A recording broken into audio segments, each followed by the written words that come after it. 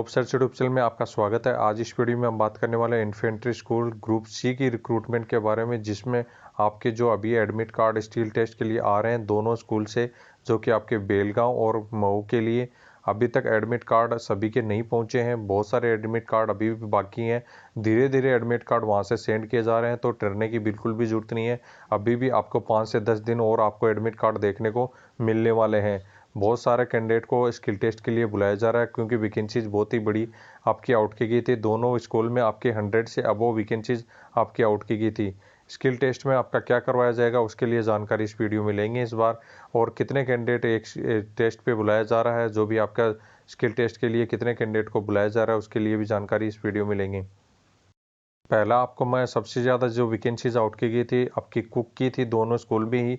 पहले भी जो आपकी इन्फेंट्री स्कूल मऊ में 31 पोस्ट थी, साथ में आपके बेलगांव में 12 पोस्ट थी। इस कुक में क्या करवाया जाएगा उसकी जानकारी इस वीडियो में लेंगे। कुक के स्किल टेस्ट के एडमिट कार्ड अभी भी आ रहे हैं।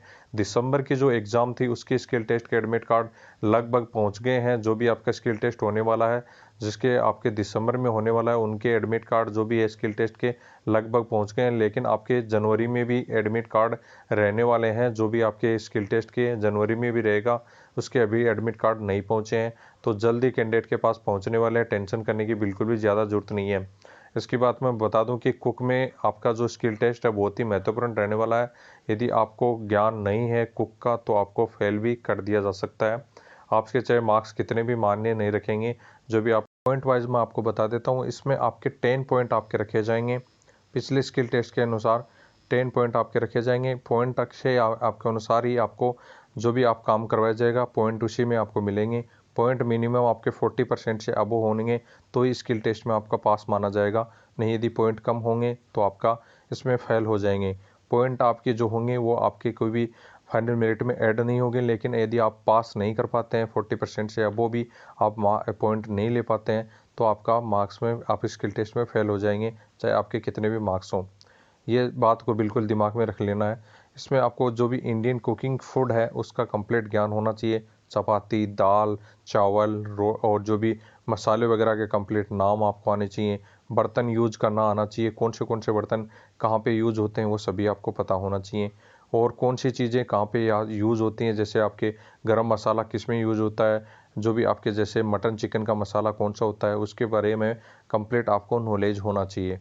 इसके बाद में जो भी आपके सेफ़ मतलब जैसे कि आपको सब्जी वगैरह कटाई जाती है, कटाई का तरीका आपका बिल्कुल अच्छा होना चाहिए, साफ़ सुथरा होना चाहिए। आपके नाखून बिल्कुल कटे होने चाहिए, बाल बिल्कुल छोटे होने चाहिए।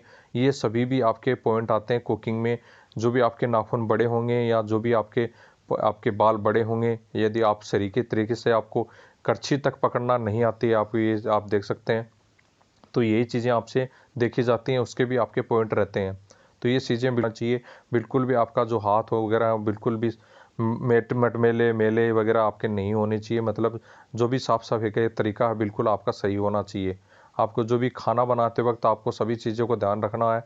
जो भी आपकी कोई भी चीज़ें गंदी नहीं होनी चाहिए। जैसे आपको सामने बहुत सारी गंदी ख़राब चीज़ें यदि रख दी हैं उन्होंने, तो भी आपको बिल्कुल साफ़ करके ही यूज में लेना है।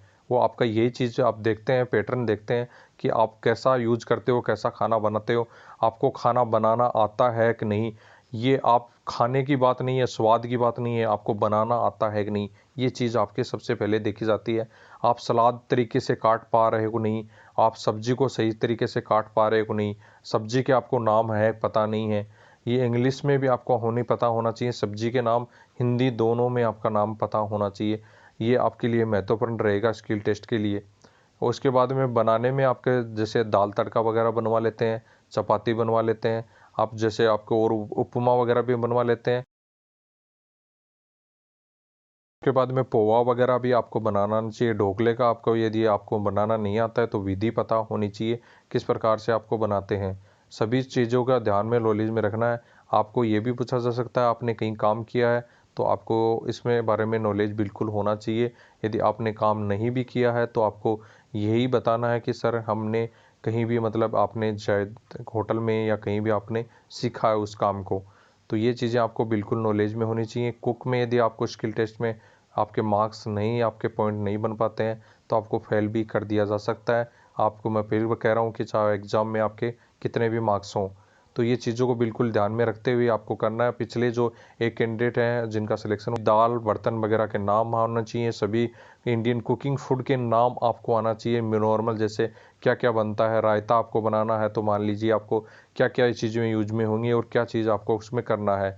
साफ़ सफाई का बिल्कुल भी आपको ध्यान रखना है, साफ़ सफाई के साथ ही आपको काम करना है। आपको जो भी कटिंग करना है सब्जी वगैरह, जैसे आपका सलाद वगैरह कटिंग करना है, प्याज को किस प्रकार से आप काट रहे हैं उसकी शेप ही आपको पता करती है कि आप किस प्रकार के कुक हैं।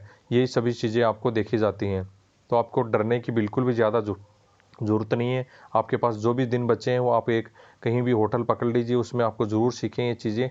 आपको करछी पकड़ना तक नहीं आती है तो आप वहाँ पे आपको यही देखा जाएगा कि ये कुक किस प्रकार का है, ये तो बिल्कुल भी इसको ज्ञान भी नहीं है कोई भी चीज़ का। तो ये चीज़ें आपको बिल्कुल नॉर्मल चीज़ें ही आपसे देखी जाती हैं और नॉर्मल चीज़ें ही आपसे बनवाई जाती हैं। इनके बारे में आपको नॉलेज बिल्कुल होना चाहिए। यदि इस प्रकार से आप यदि कर पाते हैं तो आपका सिलेक्शन पक्का है। आपका सिलेक्शन कोई भी नहीं रोक पाएगा। कैंडिडेट बहुत ही कम बुलाए गए, 10 से कम ही कैंडिडेट बुलाए गए हैं। तो आपके पास बहुत ही अच्छा मौका है। जो भी कैंडिडेट बिल्कुल घबराए नहीं, जो भी चीज़ आपसे पूछी जाती है तुरंत अच्छे से जवाब दें। यदि नहीं पता है तो इसके बारे में नॉलेज नहीं है, इतना ही बोलना है आपको। इसके बाद में नेक्स्ट आपकी जो वैकेंसी थी एलडीसी की, बहुत ही महत्वपूर्ण वैकेंसी।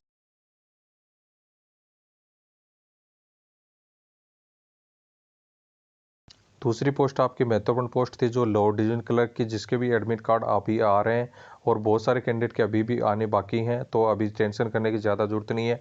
बहुत ही धीरे धीरे एडमिट कार्ड आपके सेंड किए जा रहे हैं, जिससे आपके बहुत ही कम के एडमिट कार्ड देखने को मिल रहे हैं। लोअर डिवीजन कलेक्टर में आपकी सबसे बड़ी कलेक्टर पोस्ट है, बहुत ही शानदार पोस्ट है। ऑफिशियल पोस्ट आपकी रहती है जिसमें आपकी टाइपिंग बहुत ही महत्वपूर्ण रहती है। टाइपिंग आपकी कंप्यूटर पे करवाई जाती है, कोई भी टाइप राइटर पे नहीं करवाई जाती। इसमें आपसे ऑप्शन मांगा जाता है। पहले जैसे आपने फॉर्म अप्लाई किया था उस टाइम में आपसे ऑप्शन मांगा गया था कि हिंदी में टाइपिंग करेंगे या इंग्लिश में। यदि कोई भी ऑप्शन चुना है इसमें से, उसी में आपकी टाइपिंग करवाई जाएगी। यदि हिंदी चुना है तो हिंदी में, और इंग्लिश में करवाया तो इंग्लिश में। हिंदी में बहुत सारे कैंडिडेट के मैसेज आ रहे थे तो हिंदी में वो आपको बता दूं, कृति देव में ही आज ज़्यादा आपकी टाइपिंग फौज में होती है। बाकी की आपको हो सकता है वहाँ पे कुछ भी चेंज हो सकता है, लेकिन ज़्यादातर आपकी जो टाइपिंग होती है तो आप उस पर ज़्यादा फोकस कर सकते हैं। बाकी के आपको दूसरे के भी टाइपिंग का ध्यान रखना है, लेकिन कृति देव का ज़्यादा फोकस। टाइपिंग का तरीका ये रहता है कि आपके एक पेपर दिया जाता है, पेपर पे आपके 350 वर्ड आपको लिखे रहते हैं, जिनको आपको टाइप करना रहता है 10 मिनट में, 10 मिनट में आपको टाइप करना रहता है। यही आपका पिछली बार तरीका अपनाया गया था, उसी तरीके से आपकी इस बार भी टाइपिंग होने के 99% चांस है। लेकिन 1% चांस ये भी हो सकता है कि आपके टाइपराइटर से, आपके तो भी टाइपिंग मास्टर वगैरह ऐप से भी टाइपिंग करवाई जा सकती है। लेकिन टेंशन करने की बिल्कुल भी ज़्यादा जरूरत नहीं है। यदि जो कैंडिडेट यदि टाइपिंग कंप्यूटर से, जो भी पेपर से टाइपिंग यदि कर लेता है 350 वर्ड 10 मिनट में एक्यूरेसी के साथ 90% से ज़्यादा, वो कैंडिडेट टाइपराइटर पर इससे भी ज़्यादा कर सकता है। तो काफ़ी कैंडिडेट गुस्से हो जाते हैं मेरे इस बताने के तरीके से कि आपने तो बताया था कि पेपर से टाइपिंग होगी, लेकिन आपकी वहाँ तो टाइपिंग मास्टर पे टाइपिंग हुई थी। तो मैं आपको बता दूं कि दोनों तरीके से टाइपिंग हो सकती है, लेकिन 99% चांस यही है कि आपकी जो टाइपिंग होगी वो पेपर से टाइपिंग करवाई जाएगी। तो टेंशन करने की ज़्यादा बिल्कुल भी जरूरत नहीं है। जो कैंडिडेट यदि टाइपिंग जो भी पेपर से टाइपिंग कर सकता है वो कैंडिडेट टाइपराइटर पे, टाइप मास्टर पे कोई भी बहुत ही ज़्यादा एक्यूरेसी के साथ या बहुत ही पूरे complete word. Civil motor driver की आपकी बहुत ही अच्छी पोस्ट थी, जिसमें 19 पोस्ट आपकी आउट की गई थी। आपकी बेंगलोर में भी इसमें अच्छी पोस्ट आपकी आउट की गई थी, जिसमें आप देख सकते हैं ये 3 गाड़ियां मैंने मेन रखी हैं, जिसमें आपकी पहली आपकी टाटा 2.5, उसके बाद में एलएस ले रहती है जो कि अशोक लेलैंड स्टालियन जिसको बोलते हैं, एलएस अशोक लेलैंड की गाड़ी रहती है। उसके बाद में आपकी जो एक बस रहती है टाटा की, ये तीनों गाड़ियां आप देख सकते हैं। इसमें महत्वपूर्ण जो गाड़ी रहती है अशोक लेलैंड एएलएस आपकी रहती है, इसको ज़्यादा आपसे चलवाया जाता है। ये गाड़ी आपको बिल्कुल आपको आनी चाहिए। टाटा के यदि ट्रक आपने देखे हैं बड़े वाले बजरी के जो आते हैं, जो बजरी में ज़्यादा यूज होते हैं, पत्थरों के लिए ज़्यादा यूज होते हैं, वही ट्रक जैसे होता है उसी प्रकार की ये गाड़ी रहती है। इसका जो बोन आपका जो केबिन रहता है वो आपकी दोनों तरफ, आपका जो भी बॉडी है उसके दोनों तरफ से 1-1 फीट ज़्यादा निकला रहता है। इसकी वजह से जो पीछे का हिस्सा होता है वो आपको कंट्रोल करने में थोड़ा आसानी नहीं रहती है। इसकी वजह से ही मात खाता है जो भी ड्राइवर वहाँ होता है, ड्राइविंग करने जाता है, तो इसकी वजह से पीछे का जो आपका बैलेंस है वो आप नहीं बना पाते हैं। इसकी वजह से आप वहाँ पे ड्राइवरी में फेल हो जाते हैं। ड्राइवरी में आपको रैंप पे भी गाड़ी चढ़वाई जा सकती है। आपको ऊंचाई में चढ़ा के पीछे छोड़ दिया जाएगा कि बिल्कुल भी पीछे से अपनाई जाती हैं। और बिल्कुल कंप्लीट गाड़ी के बारे में नॉलेज तो बिल्कुल होना ही चाहिए।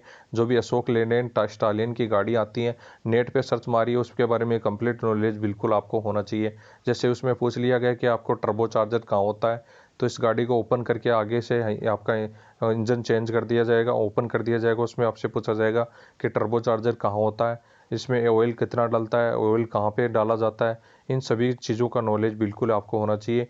बस भी आपसे चलवाई जा सकती है। बस में भी आपको बिल्कुल आपको जो भी आपका टर्निंग पे बिल्कुल आपको ध्यान रखना है। जैसे आपके पॉइंट बना दिए जाएंगे, पॉइंट पे टच नहीं होनी चाहिए और बिल्कुल टर्निंग सही के की होनी चाहिए। जिसमें आपका एक जिगजैग टाइप पे बना दिया जाता है, ये आपसे बनवा सकते हैं, या आपको टी बना दिया जाता है, टी से भी आपको अंकित किया जाता है। टी आपको यहाँ पे गाड़ी चलानी है, फिर ऐसे करके फिर वापस ऐसे बैक में आपको गाड़ी लानी होती है। रैंप पे आपकी गाड़ी चढ़वाई जा सकती है। इसके अलावा आपको यदि कोई भी गैरेज में गाड़ी लगवाई जा सकती है बैक करके, ये सभी चीज़ें आपसे करवाई जाती हैं। इनके बाद आपको ड्राइवरी कंप्लीट आनी चाहिए। जो भी सिविल में यदि आप अच्छे से ड्राइवरी की है तो आप अच्छे से कर पाएंगे। ड्राइवरी में मैं आपको बता दूं 10 से कम कैंडिडेट आपके बुलाए गए हैं ड्राइवर के लिए। बहुत ही अच्छा मौका है। बहुत ही कम कैंडिडेट की मेरिट अब आपको बताऊं तो मेरिट बहुत ही कम इसमें जाने वाली है ड्राइवर की। बहुत ही कम कैंडिडेट ने जो एग्ज़ाम दिया था इसकी जो 19 की पोस्ट के हिसाब से। और आपको बता दूं कि जो 70 से ऊपर के भी एडमिट कार्ड आ रहे हैं, तो मेरिट आपकी 80 से 90 के बीच में ही रह जाएगी। जो भी फाइनल मेरिट है, बहुत ही कम मेरिट इसकी रहने वाली है। बहुत ही अच्छा मौका है कैंडिडेट के पास। कंप्लीट नॉलेज के साथ जाएं। और एक कैंडिडेट मुझे पूछ रहे थे कि LMV HMV में कौन सा ड्राइविंग लाइसेंस लेके जाना है, तो HMV आपसे मांगा गया है। यदि HMV ड्राइविंग लाइसेंस आपके पास नहीं है तो आप बिल्कुल न जाएं, आपको बिल्कुल ड्राइविंग नहीं करनी दी जाएगी, स्किल टेस्ट नहीं करने दिया जाएगा। इसके अलावा किसी भी कैंडिडेट की कोई अदर क्यूरी है तो आप टेलीग्राम ग्रुप पर पर्सनल मैसेज भी कर सकते हैं। बाकी की जो आपकी ट्रेड बच गई, आपकी ड्राफ्ट्समैन है, स्टेनोग्राफर है, में नेक्स्ट वीडियो में आपको बताया जाएगा। तो नेक्स्ट वीडियो जल्दी आएगा उसके बारे में। जो भी कैंडिडेट को अदर यदि कोई ट्रेड के बारे में पूछना है तो आप टेलीग्राम ग्रुप पर पर्सनल मैसेज भी, किसी भी ट्रेड के बारे में अदर कोई क्यूरी है तो आपको फ़ोन कर मैसेज करके आप पूछ सकते हैं। धन्यवाद दोस्तों।